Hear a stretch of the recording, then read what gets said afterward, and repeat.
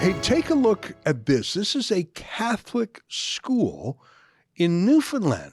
Take a look. There's some videos and then some still images. Just look.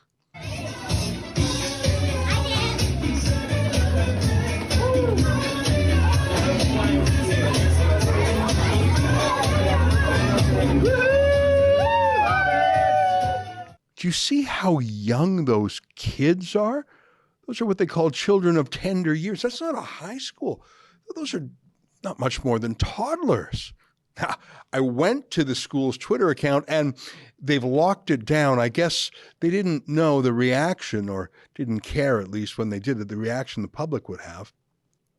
Aren't they proud, though? I mean, it is called Pride. Who were the parents that these days are keeping their kids at home? Here's a story from CTV I showed you a few days ago. Quote, Ottawa's public school board reported 9 of the schools had absent rates over 40%, with 2 schools exceeding 60%. So for Pride celebrations, Pride festivities, half the kids at a bunch of schools aren't going to class. I know a little bit about the demographics of Ottawa. Do you know who that would be? Here's a story from the Globe and Mail about schools in the Toronto area that had a similar keep your kids home. This was a few years ago when the new sex ed curriculum was being deployed, the one that talked about the 6 genders or whatever. That was before there was 53. You can see they don't mention who it was, but a CTV story around the same time they did. Let me quote to you from CTV, who was less reticent 7 years ago. At least one of the city's elementary schools had an absentee rate of more than 90%, Bird said.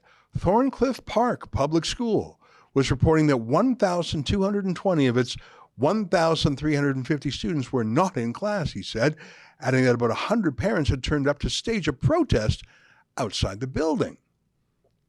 Thorncliffe Park, which serves students from grades 1 to 5 in Midtown Toronto, is widely recognized as having a large Muslim population. They're very careful about how they say that. That's not in the headline. It's not in the lead. And they're not even saying it was Muslims. They're just saying people say it's a Muslim school. I bet the 10% of kids who went to class were the white kids. I noticed that they don't use the word extremist. Any Christian who doesn't want to bake a cake for a gay wedding is called an extremist and taken to court. Well, they don't dare use the word extremist when it's Muslim parents. Hey, speaking of which, here's a recording from a school in Edmonton. It's a liberal teacher who is mad that Muslim kids aren't really getting into the whole Pride Week. And they should, and it's only fair. Take a listen. Well, I'll tell you, you are out to lunch. If you think it's acceptable to not show up because you think that there's some Pride activities going on at school, right? Oh, that's fine. You know, because I'm going to show my opinion by hanging out at the mall.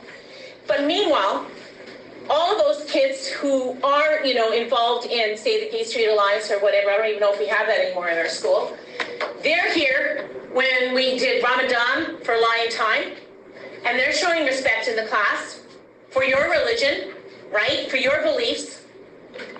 It goes 2 ways.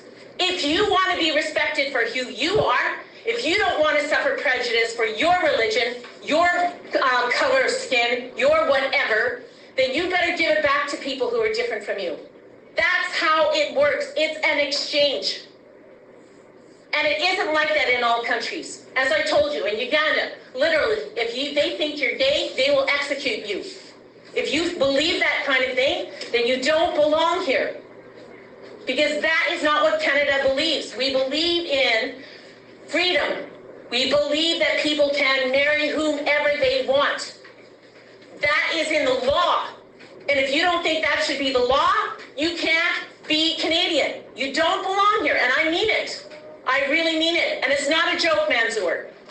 I said back and forth. You want it, you got to give it.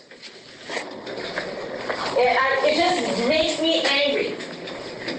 Sorry, I'm a little worked up. Now, that would be an offensive argument to a true believer in a religion like Islam or Christianity or I suppose Orthodox Judaism, but it is the liberal argument, isn't it? I mean, I'm sort of on two minds. That is what that teacher has been told her whole life. It's, I'm for you, you're for me. I will support Islam, but you will support pride, even if the two things aren't really reconcilable. The teacher genuinely was surprised. The school threw her under the bus, so to speak, and said she did not speak for them. But I think the teacher is actually probably quite surprised she was disciplined for just saying what the woke critical theory ideology is. Things got beyond just a war of words. Take a look at these battles happening yesterday.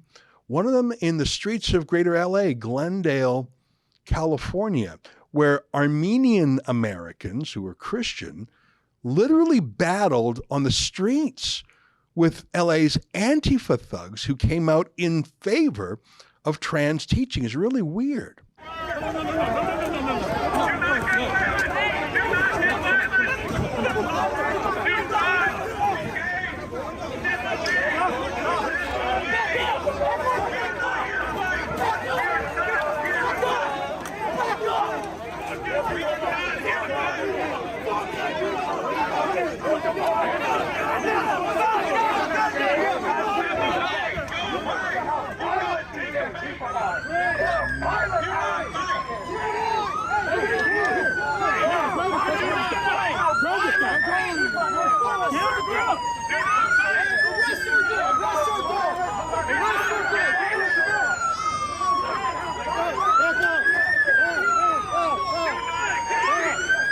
So that was out west, but in Montgomery, Maryland, there was some pushing and shoving too. There was a very interesting showdown in a variety of locations. Here's Ezra Nomani, who is a progressive Muslim woman and real parents' rights activist.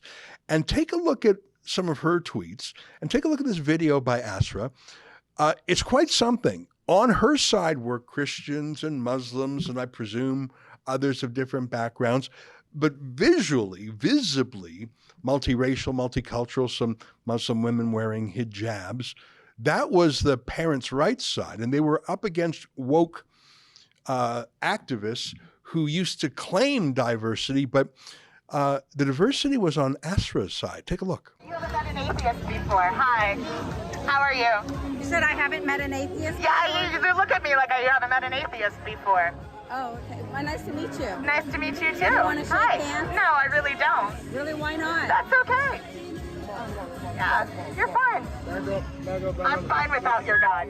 All this is in celebration of Pride Week or Pride Month, or as Justin Trudeau now calls it, Pride Season. I guess there's 4 seasons a year, and so we are in the Pride season. I frankly don't know if Pride ever stops being in season. They used to say that pride was one of the 7 cardinal sins. In fact, they say it was the worst of all sins that led to the others. But pride in what? I think we ought to be proud of who we are. And if we're not proud of it, we should adjust ourselves and remedy ourselves. But the message of pride is pride in one's sexuality, of course.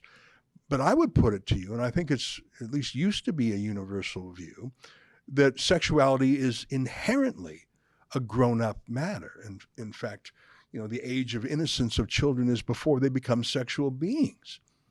I think that age is over now, and that's the problem. That was an excerpt from the Ezra Levant Show. I'm Ezra Levant. Every weekday, I do a monologue about the topic of the day.